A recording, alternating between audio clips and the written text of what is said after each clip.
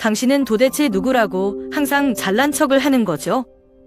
싼 옷 몇 벌 샀다고 스스로를 여왕이라고 생각하나요? 그리고 당신은요? 항상 말만 많으니 자식들이 당신을 신경 쓰지 않는 것도 당연하죠. 안녕하세요. 저는 강원도의 작은 마을에서 노후를 보내다 실버 빌리지로 이사한 이미선입니다. 처음엔 여기가 완벽한 곳처럼 보였지만 시간이 지나면서 이곳이 전부가 아니란 걸 알게 되었습니다. 오늘은 제가 실버 빌리지에서 겪었던 충격적인 경험들과 그 안에서 만난 소중한 인연들에 대해 이야기하려고 합니다. 과연 이곳은 편안한 노후를 위한 곳일까요? 아니면 우리가 간과하고 있는 또 다른 문제가 있을까요? 저는 이미선입니다. 올해로 63살이 되었고 강원도의 작은 해안 마을에서 혼자 살아가고 있는 과부입니다. 제가 태어나고 자란 이 마을은 마치 자연이 품어주는 듯한 곳이었습니다. 푸른 산맥이 병풍처럼 둘러싸여 있고 동해에서 들려오는 파도 소리는 언제나 제 마음을 달래주곤 했죠. 저는 한때 이곳이 제 평생의 집이 될 거라고 믿었지만 남편이 떠난 후 모든 것이 변해버렸습니다. 제 남편 김용호는 성실한 어부였습니다. 우리가 처음 만난 날이 아직도 선명히 기억납니다. 제가 20대 초반이던 어느 여름날 친구들과 함께 마을 근처 바닷가에서 소라를 줍고 있었어요. 그날 그는 멀리서 배를 몰고 와 방파제에 닻을 내렸습니다. 처음 보네요. 어디에서 오셨나요? 제가 용기를 내어 물었고 그는 미소를 지으며 뒤 마을에서 일하게 된 김용호입니다 라고 대답했습니다. 그의 눈빛은 깊고 따뜻했으며 저는 그 순간부터 그의 진중함에 이끌렸습니다. 결혼 후 우리는 작은 집에서 시작했습니다. 집은 낡았지만 우리 둘의 꿈으로 가득 찬 공간이었습니다. 남편은 매일 새벽 바다로 나갔고 저녁이 되면 신선한 생선과 함께 돌아왔습니다. 오늘은 큰 갈치를 잡았어요. 그는 자랑스럽게 말하며 바구니를 열었고 저는 곧바로 부엌으로 가서 저녁 준비를 시작했죠. 미역국, 김치, 그리고 남편이 잡아온 생선을 구워 함께 먹었던 소박한 밥상은 저희에게 세상 무엇과도 바꿀 수 없는 행복을 가져다 주었습니다. 특히 라디오를 들으며 저녁 시간을 보내던 기억은 제게 가장 소중합니다. 식사를 마치고 나면 우리는 작은 거실에 앉아 라디오에서 흘러나오는 음악이나 뉴스 방송을 들었습니다. 바닷바람이 살짝 스며드는 창가 옆에서 남편은 자주 이렇게 말하곤 했죠. 이런 날들이 가장 좋네요. 미선 씨랑 함께라면 힘든 일도 이겨낼 수 있어요. 그의 말은 단순했지만 그 진심이 제 가슴 깊이 닿았습니다. 그러나 그 행복한 시간은 길지 않았습니다. 남편은 7년 전 갑작스러운 뇌졸중으로 세상을 떠났습니다. 그날 아침도 평소처럼 배를 타고 바다로 나가던 모습이 아직도 선명합니다. 오늘도 무사히 다녀오세요. 제가 웃으며 배웅했지만 그것이 우리의 마지막 인사일 줄은 몰랐습니다. 남편이 떠난 뒤 우리 집은 너무 크고 텅 빈 공간처럼 느껴졌습니다. 그의 흔적이 남아있는 모든 것이 때로는 위로가 되었지만 동시에 가슴을 아프게 했습니다. 그의 낡은 고무장화, 늘 정돈되어 있던 어업 도구들, 그리고 벽에 걸린 가족 사진까지. 저는 마치 시간 속에 갇힌 기분이었습니다. 처음에는 마을 활동에 참여하며 예전처럼 지내보려 했습니다. 다른 할머니들과 함께 음식을 준비하고 생선을 말리고 전통 돗자리를 짜면서 시간을 보냈습니다. 그러나 시간이 지나면서 체력도 마음의 여유도 예전만 못해졌습니다. 장터나 모임에도 잘 나가지 않게 되었고 이웃들과도 점점 멀어졌습니다. 익숙했던 얼굴들이 이제는 낯설게 느껴졌고 마치 저 혼자 시간이 멈춘 듯한 기분이 들었습니다. 그런 어느 날 집 앞에 나무 의자에 앉아 파도 소리를 듣고 있을 때 우체통에서 전단지를 발견했습니다. 전단지에는 현대적인 건물과 웃음 짓는 노인들의 사진이 담겨 있었습니다. 실버 빌리지 행복이 다시 시작되는 곳 B라는 문구는 제 마음을 두드렸습니다. 전단지를 손에 들고 한참 동안 아무 말 없이 바라보았습니다. 그 순간 남편과의 추억들이 떠올랐습니다. 처음 바닷가에서 만났던 날, 시장에서 생선을 팔며 손님들과 웃었던 날들, 그리고 조용한 저녁마다 함께 라디오를 들었던 시간들까지. 모든 것이 너무나 소중했습니다. 하지만 저는 깨달았습니다. 과거의 행복에만 머물러 있어서는 안 된다는 것을요. 이곳이 내 삶을 바꿀 기회일지도 몰라. 저는 그렇게 결심했습니다. 설레는 마음과 두려움이 공존했지만 저는 남편이 남긴 용기를 떠올리며 새로운 여정을 시작했습니다. 실버 빌리지로 향하며 저는 남은 인생에 작은 빛을 더할 수 있기를 희망했습니다. 실버 빌리지에 처음 입주했을 때 저는 마치 새로운 세상을 발견한 기분이었습니다. 모든 것이 정말 현대적이고 깔끔했어요. 작은 아파트는 정돈이 잘 되어 있었고 식당에서는 신선한 재료로 정성껏 준비된 식사가 매일 제공되었습니다. 저는 마치 젊어진 것 같았습니다. 새로운 삶이 시작되는 느낌이었죠. 저는 곧바로 이곳에서 운영하는 다양한 소모임에 참여하기 시작했습니다.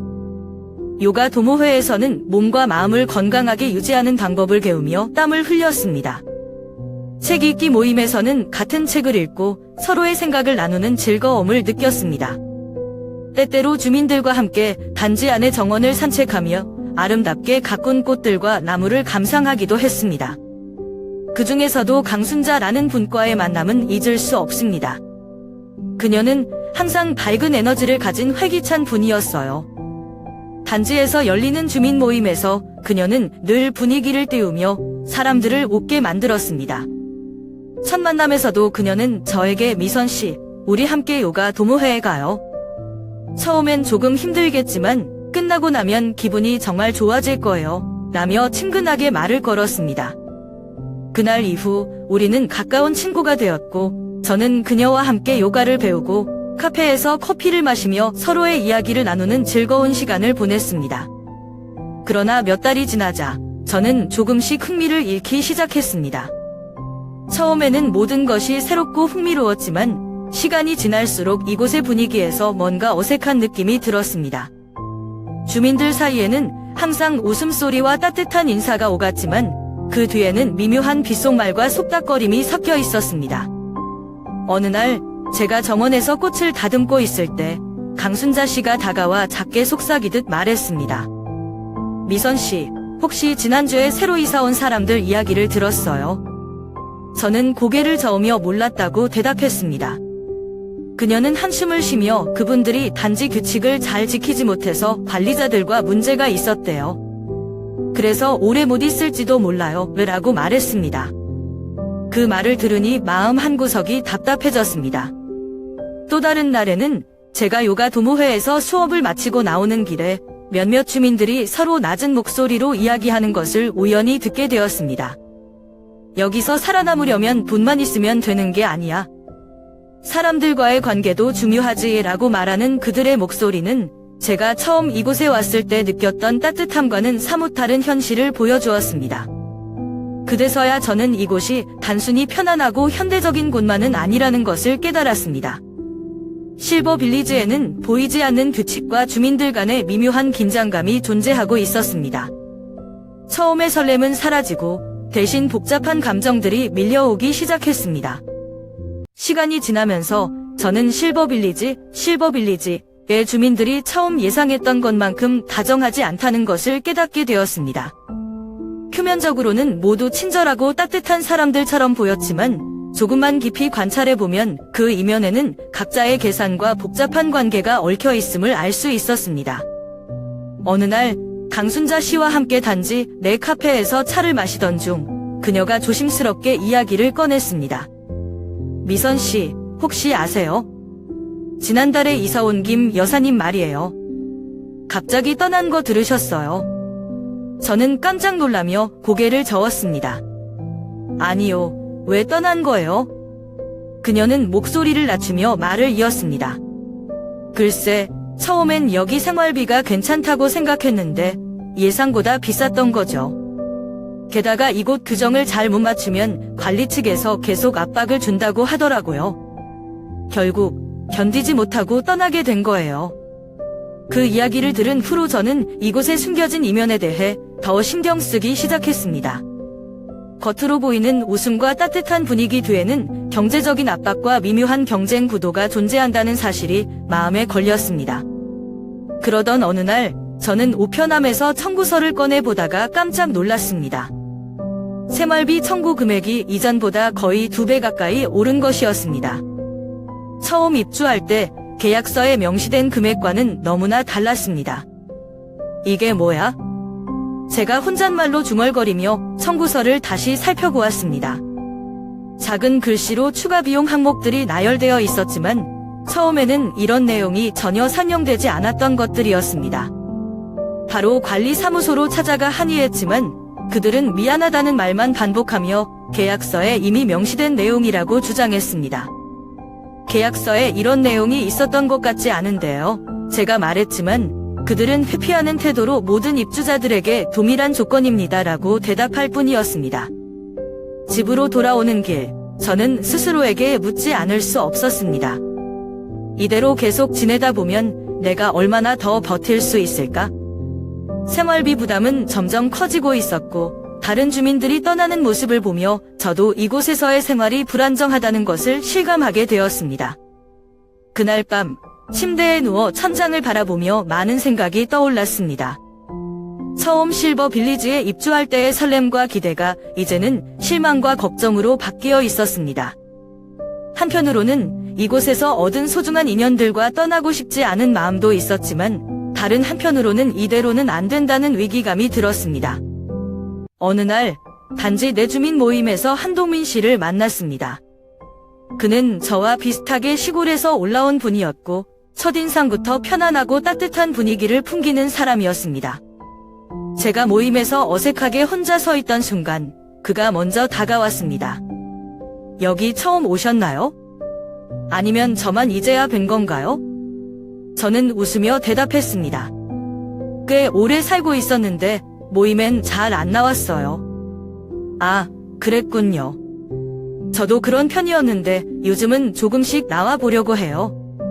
이렇게 또 좋은 분을 만나게 되니까요. 그가 말하며 차 한 잔을 건넸습니다. 대화를 나누며 그는 단지 내에서 겪었던 일들을 하나씩 이야기했습니다. 처음 이곳에 왔을 땐 참 좋았어요. 분위기도 따뜻하고 시설도 훌륭했죠. 그런데 시간이 지나면서 느낀 건 이곳이 생각보다 복잡하다는 거예요. 그는 자신의 경험을 털어놓으며 제가 느끼고 있었던 불안을 마치 읽어낸 것처럼 말했습니다. 미선 씨도 느끼셨겠지만 여긴 단순히 돈만 있다고 편히 살 수 있는 곳이 아니에요. 규정을 잘 이해하고 따라야 하고 작은 실수 하나도 큰 문제로 이어질 수 있더라고요. 그의 말에 저도 모르게 고개를 끄덕였습니다. 저 역시 비슷한 고민을 하고 있었으니 그의 이야기가 더욱 현실적으로 다가왔습니다. 그는 자신의 경험을 바탕으로 조언도 아끼지 않았습니다. 제가 아는 분은 청구서에서 몇천 원 빠진 걸 나중에 지적받아 소송까지 갔어요. 그래서 저는 모든 서류를 꼼꼼히 챙기고 있어요. 사실 여기선 돈보다도 이런 태도가 더 중요한 것 같아요. 그의 진지한 조언은 저에게 깊은 인상을 남겼습니다. 미선 씨, 그는 말을 이어갔습니다. 여기서 살아가려면 똑똑하게 처신하는 것도 중요하지만 무언가를 혼자 감당하려고 하지 마세요. 언제든 힘든 일이 있으면 이야기해주세요. 그의 말은 단순한 조언 그 이상이었습니다. 그날 이후 저는 그에게 묘한 친밀감을 느꼈습니다. 몇 주 후 한 씨는 단지 내 작은 정원에서 저를 다시 만났습니다. 그날 그는 직접 기른 허브를 나누어주며 말했습니다. 이걸로 차를 끓여 드세요. 스트레스를 푸는데 참 좋아요. 제가 감사 인사를 건네자 그는 웃으며 말했습니다. 이곳에서의 삶이 복잡하고 답답할 때 이렇게 작은 기쁨이라도 나누는 게 중요하다고 생각해요. 그날 이후 우리는 자주 이야기를 나누었습니다. 그는 종종 자신의 시골 생활 이야기를 들려주었고 저도 고향에서의 추억을 나누었습니다. 우리 고향에선 사람들이 서로 돕고 의지하며 살았죠. 제가 말하자 그는 고개를 끄덕이며 대답했습니다. 맞아요. 여기서는 그런 게 부족한 것 같아요. 그래서 더 노력해서 그런 관계를 만들어야 하지 않을까요? 그와의 대화는 단순한 위로를 넘어섰습니다. 그의 따뜻함과 진심이 제 마음속 깊이 자리 잡고 있음을 느꼈습니다. 어느 날 그는 조심스럽게 물었습니다. 미선 씨, 가끔 저랑 같이 산책하시겠어요? 이 단지도 좋지만 조금 멀리 나가 바람을 쐬면 더 좋을 것 같아서요. 그의 제안에 저는 웃으며 고개를 끄덕였습니다. 그날 이후 우리는 자주 함께 단지 밖으로 나갔습니다. 조용한 공원에서 나눈 대화, 해 진력 붉은 노을을 보며 느꼈던 따뜻한 순간들은 저에게 큰 위로가 되었습니다. 한동민 씨와의 교류는 단순히 그저 그런 주민 간의 대화가 아니었습니다. 그와의 만남은 제가 실버 빌리지를 바라보는 시각을 조금씩 바꿔놓았습니다. 그는 복잡하고 삭막한 이곳에서도 인간적인 따뜻함을 찾을 수 있음을 보여주었고, 저 역시 이런 관계 속에서 조금씩 행복을 느끼기 시작했습니다. 내가 여기 온 게 완전히 잘못된 선택은 아니었을지도 몰라. 그와의 관계는 제게 새로운 가능성을 보여주고 있었습니다. 강순자 씨가 실버 빌리지를 떠난 날, 단지 내는 이상하게 조용했습니다.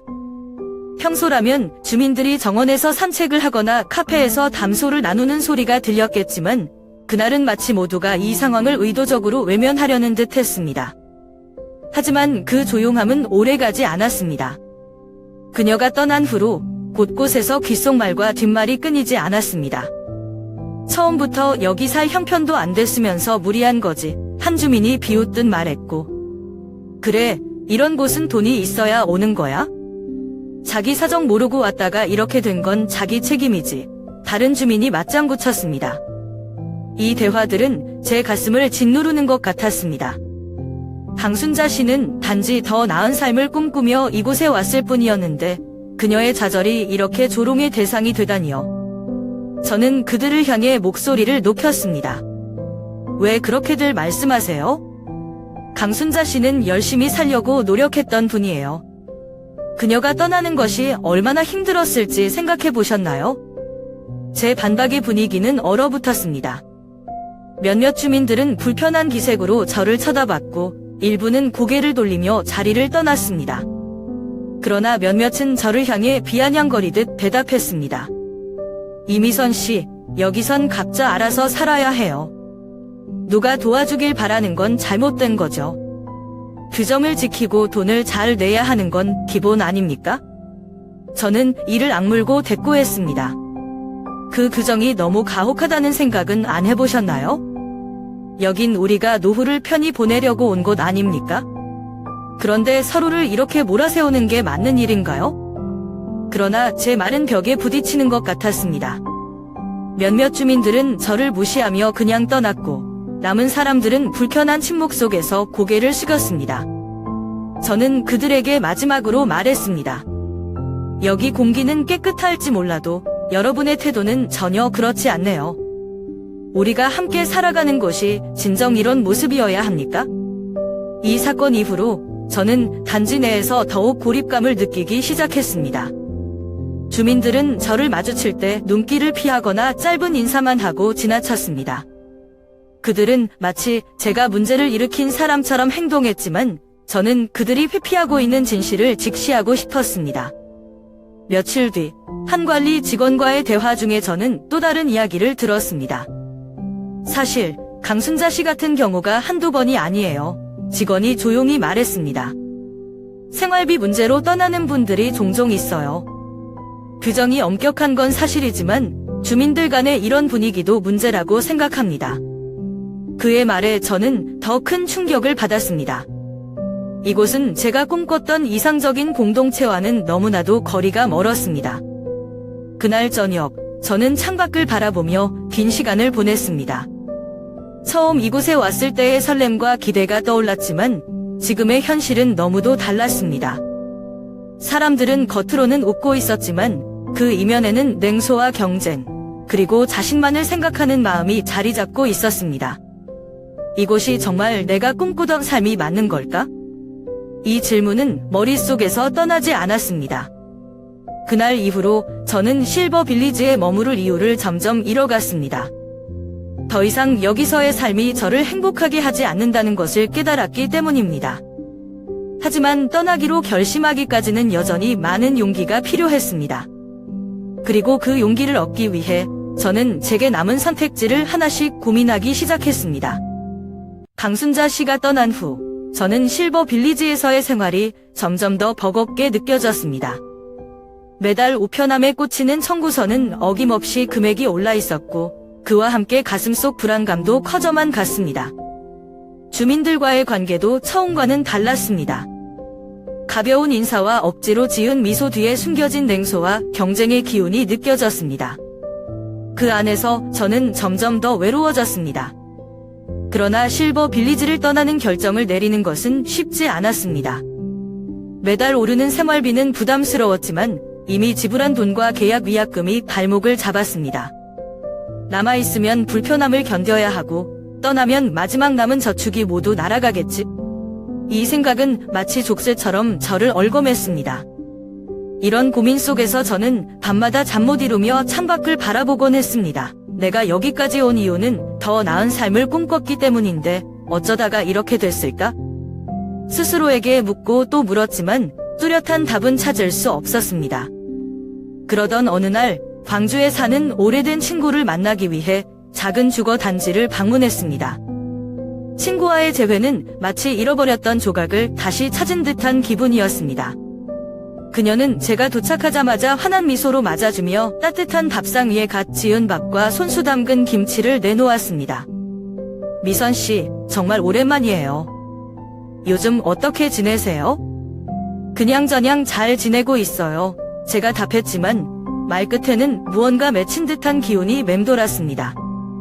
친구는 제 표정을 보며 조용히 미소 지었고 곧 함께 단지를 걸으며 이야기를 나누기 시작했습니다. 광주의 주거단지는 실버 빌리지와는 완전히 다른 분위기를 자아내고 있었습니다. 화려한 건물이나 호화로운 시설은 없었지만 주민들 간의 진심 어린 교류가 곳곳에서 느껴졌습니다. 길에서 만난 주민들은 서로 이름을 부르며 따뜻한 인사를 나눴고 작은 농사일을 도우며 웃음을 나누는 모습도 볼 수 있었습니다. 여기서는 돈보다 사람들 간의 관계가 더 중요한 것 같아요. 친구가 말했습니다. 모두가 서로를 돕고 작은 기쁨이라도 함께 나눌 때 진짜 행복을 느낄 수 있죠. 그녀의 말이 제 마음 깊숙이 울려 퍼졌습니다. 집으로 돌아오는 길, 저는 계속해서 생각했습니다. 이런 소박한 삶이야말로 내가 원하던 것이 아닐까? 화려한 시설과 규정들의 얽매인 삶이 아니라 진정한 사람들과 함께하는 삶. 결국 저는 실버 빌리지를 떠나기로 결심했습니다. 이 결정을 내리는 데에는 용기가 필요했지만 제 마음속에는 이미 답이 정해져 있었습니다. 남아있는 것은 단순히 돈과 계약서가 아니라 더 나은 삶에 대한 제 희망이었습니다. 돌아오는 날, 저는 가벼운 마음으로 실버 빌리지 관리 사무소에 계약 해지 통보를 전달했습니다. 물론 위약금을 지불하며 마음 한구석이 쓰렸지만 그와 동시에 앞으로의 삶에 대한 기대감이 차오르는 것을 느꼈습니다. 저는 이제 새로운 삶, 더 소박하지만 따뜻한 삶을 시작할 준비가 되어 있었습니다. 이후의 날들은 변화와 함께 흘러갔습니다. 고향으로 돌아간 저는 오래된 집을 새롭게 단장하며 이전과는 전혀 다른 삶을 살아가기 시작했습니다. 광주에서의 깨달음은 제 삶의 방향을 바꿔놓았고 저는 단순하지만 진실된 행복을 찾아가는 여정을 이어가고 있었습니다. 실버 빌리지를 떠나기로 한 결정은 쉽지 않았습니다. 많은 사람들이 저를 붙잡으며 이렇게 말했습니다. 조금만 더 참아보세요. 이미선 씨, 여기가 불편한 점이 많아도 결국은 다른 곳보다 낫습니다. 하지만 저는 더 이상 참을 수 없었습니다. 매달 올라가는 생활비와 가식적인 인간관계 속에서 스스로를 잃어가는 기분이었기 때문입니다. 저는 남은 저축을 정리하고 위약금을 지불한 후 짐을 꾸려 고향으로 돌아갔습니다. 강원도의 작은 해안마을은 제가 떠나기 전과 많이 달라져 있었습니다. 오래된 집들은 새로 단장되었고 어촌 주민들은 이제 관광객을 맞이하며 새로운 삶의 방식을 받아들이고 있었습니다. 제가 떠나기 전과 달리 마을은 활기가 넘쳤습니다. 제가 돌아온다는 소식이 퍼지자 옛 이웃들이 하나둘 찾아왔습니다. 미선 씨, 정말 오랜만이에요. 이웃 어르신이 환한 얼굴로 인사를 건넸습니다. 정말 반갑네요. 여기로 돌아오다니 잘 생각하셨어요. 남은 돈으로 오래된 집을 고치기 시작했습니다. 지붕을 새로 올리고 낡은 마루를 교체하며 점점 더 아늑한 보금자리로 변해갔습니다. 마을 사람들은 저를 돕기 위해 손을 내밀었습니다. 김씨 아저씨는 목수 일을 자청했고 옆집의 박 여사는 반찬을 가져다주며 힘을 보탰습니다. 우리 모두 서로 돕는 게 당연한 일이잖아요. 그들은 말했습니다. 수리가 끝난 집에서의 첫날, 저는 마을 시장에 나가 오래된 친구들과 만났습니다. 미선 씨, 여전히 건강해 보여서 다행이에요. 요즘 어부들이 잡아오는 갈치가 정말 맛있으니 꼭 드셔보세요. 한 친구가 말했습니다. 그날 저녁, 신선한 해산물로 차린 밥상을 보며 저는 고향의 따뜻함을 온전히 느낄 수 있었습니다. 이후의 나날들은 소소하지만 특별했습니다. 아침에는 마을 어귀를 산책하며 바다에서 들려오는 파도 소리를 들었고, 오후에는 동네 아이들에게 전통 음식 만드는 법을 가르쳤습니다. 저녁에는 이웃들과 함께 차를 마시며 하루를 마무리했습니다. 이 단순한 일상은 실버 빌리지에서 느끼지 못했던 진정한 행복을 가져다 주었습니다. 그러던 어느 날, 제가 살던 마을에 새로운 변화의 바람이 불기 시작했습니다. 젊은 사람들이 비촌하며 농촌과 어촌을 살리겠다는 프로젝트를 시작한 것입니다. 저는 그들을 도우며 새로운 도전을 시작하게 되었습니다. 이곳의 전통과 자연을 지키는 동시에 모두가 함께 잘 사는 마을을 만들고 싶어요. 그들이 말했습니다. 저는 마을 역사와 전통 음식을 알리는 역할을 맡았습니다. 예전에는 단순히 개인적으로 소중히 여겼던 기억들이 이제는 다른 사람들에게도 의미를 전하는 도구가 되었습니다. 젊은 세대들과 함께 일하며 저는 점점 더 활기를 되찾았습니다. 고향에서의 삶은 단순했지만 충만했습니다. 하지만 가끔씩 실버 빌리지에서의 시간도 떠오르곤 했습니다. 그곳에서 배운 점도 분명 있었습니다. 규칙과 현실의 엄격함 속에서 제가 진정으로 원하는 것이 무엇인지 깨달았기 때문입니다. 이곳에서의 삶이 과연 내가 끝까지 지켜야 할 삶일까? 아니면 또 다른 새로운 길이 날 기다리고 있을까? 이제 저는 미래에 대해 두려워하지 않았습니다. 고향에서 다시 시작한 이 삶은 제 여정의 한 챕터일 뿐 끝이 아니라는 것을 알았습니다. 인생은 계속 변화하고 저는 그 흐름 속에서 제가 원하는 행복을 찾기 위해 계속 걸어갈 것입니다.